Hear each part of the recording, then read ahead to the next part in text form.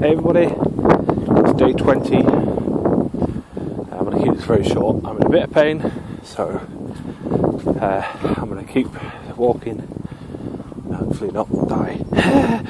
See you in a bit. Hey everybody, day 20. So it must be the 20th of February. It is, and it's a Thursday. It's 2014. I'm tired today. And I'm also in a little bit of pain. I mentioned in the video that you just saw, the little 20-second video or whatever it was, that I mentioned that I was in pain. Now I need to explain this pain, because yesterday I'm not sure I did a very good job of explaining what happened. I don't think I even explained what happened. I may have missed it. It was insignificant enough for me to have missed it yesterday. Today, not so much. So yesterday, on my walk, within about 2 minutes of starting my walk, I put my foot in a puddle that I thought was going to be like an inch or two deep, turned out to be about a foot deep. And I mean an actual foot, not a physical foot, but a length foot.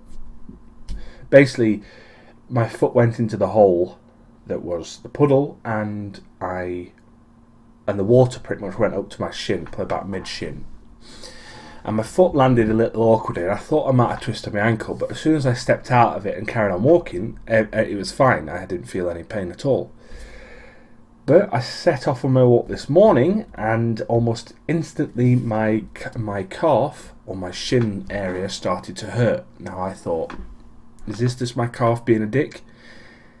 No, not really. It was more of, the thing that happened yesterday, literally, was the problem. I'd obviously twisted my calf a little bit, and it had taken a while for it to work out, and then this morning I felt it hurt a lot. And the problem was, it wasn't just in my calf, it was from my calf all the way down to my foot, and it was like a line of pain from my say this is my calf here, and this is my foot. It went down literally like the side of my calf or my shin, all the way down to my foot onto my little toe. It's literally just like a line of pain from my mid shin to my little toe on my left foot, and it just didn't go away. I stretched it and I did all the things that I needed to do, and it was just very, very uncomfortable and very, very painful. Now I walked to work this morning, so I sat down and I kind of had a little seat stretches, as it were, where I just literally flexed my ankle and my leg as I was sat down, just to see if I can stretch it out a little bit. And then as soon as I start the walk home, which is when I did that little bit of video, the pain was still there. Now, luckily for me, the pain started to subside as I was walking along, so obviously the stretching and things that I'd done obviously started to work out. And obviously I worked out the pain. I went straight through it. I didn't hobble and I didn't compensate. I just walked as I normally walk through the pain, and it worked out quite well in the end. It's still a little bit painful, and I expect it to be painful tomorrow, especially as I start off, but I'm hoping obviously the pain will subside as I go on. I didn't do as far as I wanted to do today. I did about 1.8 it was. The reason for this was the pain. I didn't particularly want to push my leg any further than it needed to go. So on the way out, I did a normal walk to work, and on the way back, I did a little bit further because I wanted to make sure that my leg was, it was going to get enough exercise and enough stretching for it to try and ease up. That was my main goal for the walk home. So I didn't do the full 2 miles. I apologise. It's only the second time this has happened. I've still got the rest of the day. I may go out and do a little bit more. I may walk down to the shop, which is about 0.2 of a mile in itself. We'll see. I may just rest up and just chalk this off as a 90%er rather than 100%. We'll see. Either way, we've obviously done quite a lot of mileage over the last 20 days, and I've only got 8 walks left. I'm planning something fairly special for the last walk. I won't give any information about it just yet, because obviously if something happens between now and then, obviously it will spoil whatever I've got planned. So the last event is still in my head, and it will remain there until closer to the event. As of today, though, the walk was the walk to work was wet and horrible and rainy and just generally unpleasant. The walk back was actually quite nice. The sun came out, as you can see from the lighting in here. It's quite bright. It wasn't so windy, wasn't so cold. A little bit more people on the road as well. And generally, it was a more pleasant walk this afternoon in pretty much every regard. So, yeah, that's good.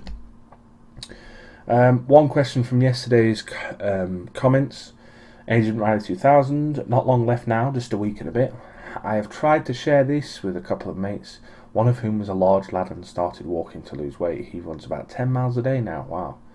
Keep going, matey boy. Keep trying new walks or different ways. And here's a question. How many pairs of sunglasses do you own, and do you collect anything or out? He says out as in anything, which is a very nice northern term there. Thanks very much. So how many pairs of sunglasses do I own? I own 2 pairs of sunglasses. They're both prescription sunglasses, which means that I can actually see, which is the whole reason that I wear them in the first place, rain or shine.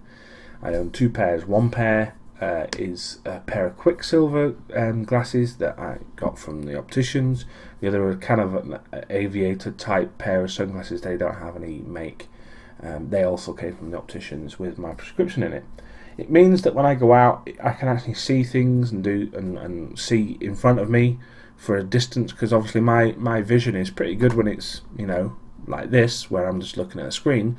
But anything further than like 10 feet or something, it starts to blur slightly, and then by the time it gets to about 20 feet, it's just blur. So I only own 2 pairs of sunglasses, which I wear whichever ones feel right on the day.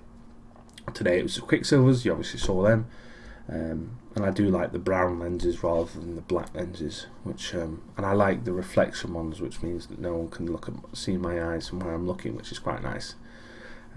It's a bit stalkerish saying that, but that's the way it is. Do I collect anything? Well, I do collect things. I collect a lot of things. Do I collect a lot of things though, now that I think about it?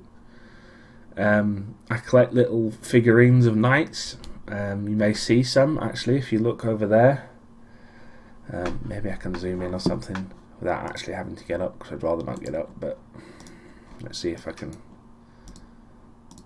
No, I can zoom out, but that's as much as the zoom goes. That's pretty shit, isn't it? So little figurines of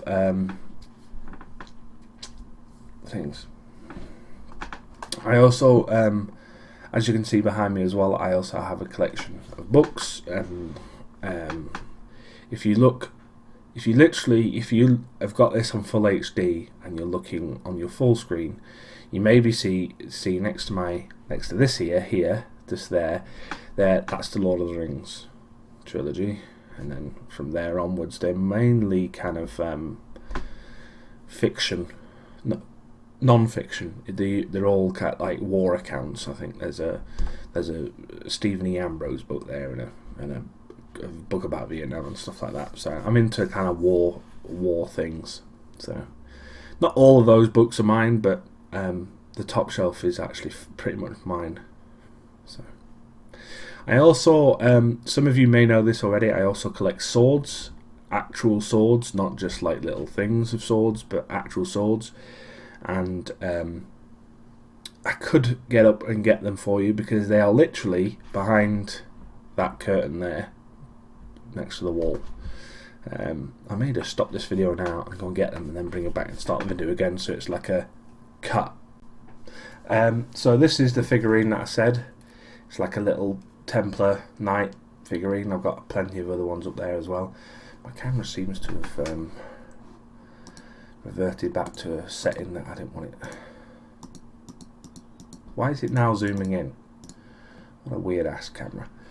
So yeah, that's a little figurine. I've got like putting them like that. I've got 5 or 6 of them up there on the side. So that's it. And this is one of the swords that I possess. As you can see, it's a real sword. Some of you may recognise this bit here because it says Kingdom of Heaven on it, and if you watch the film Kingdom of Heaven with Orlando Bloom and what's his face, Liam Neeson, you'll find that this is in fact the sword that Liam Neeson has and gives to Orlando Bloom. I do recommend that film as well. That's the Kingdom of Heaven film. It's a long film, and if you like medieval kind of fighting drama thingy bobs, then that's the film for you, really. It's one of my favourites, and therefore I bought the sword for it. And that's just why it's just something that, you know, it's something that I collect. Swords and things. As you can see, it's quite a long sword. Hence the name Long Sword. Yeah, it's pretty good. I've got a couple of others that I can't be asked to show you, but there you have it. That's what I collect mainly. I do have a small collection of Warhammer 40k, Chaos Marines, which I've attempted to kind of paint, but it doesn't work because I'm useless at painting. I won't show them. I don't think I have them on at hand anywhere really. Is that it? I think that's it when it comes to collecting things. Yes, collecting things. Yeah. If you have anything you collect, want to share, then let me know in the comments below. If you have any other questions or anything related to this video or tool, then let me know. Comments below. I will be streaming at some point this evening, hopefully for at least an hour or two. That is the plan. The brightness in this room is changing quite significantly. What the fuck is going on with my cat? If I just turn right light off, it might change.